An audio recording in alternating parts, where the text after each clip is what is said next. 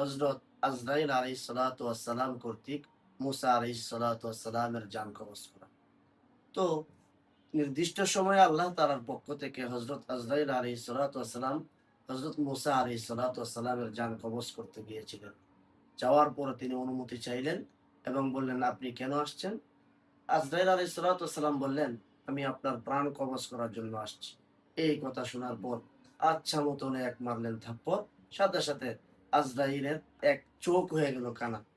তো আল্লাহ তাআলা দরবারে গিয়ে বলতেছেন, ইয়া রাব্বাল আলামিন, আপনি কার কাছে পাঠাইছেন? তাকে গেছি মৃত্যুর জন্য অনুমতি চাইতে, সে থাপ্পড় দিয়ে আমার চোখ নষ্ট করে ফেলেছে। অতঃপর আজরাইল আলাইহিস সালাতু ওয়াস সালামের চোখ আল্লাহ তাআলার নির্দেশে ভালো হয়ে গেল এবং আল্লাহ তাআলা গিয়ে বললেন, হে আজরাইল, তুমি যাও মুসা আলাইহিস সালাতু ওয়াস সালামকে গিয়ে বলো অমুক গোত্রের ষাঁড়ের উপর তার হাত রাখতে। তার হাতের তালুর নিচে যে পরিমাণ লোম থাকবে, ওই পরিমাণ প্রত্যেকটা লোমের পরিমাণ এক এক বছর করে জীবন লাভ করবে।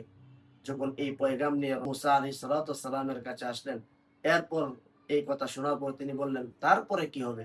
অর্থাৎ লোমের সংখ্যা শেষ হয়ে যাওয়ার পর কি হবে? তখন বললেন, এরপরে মৃত্যু।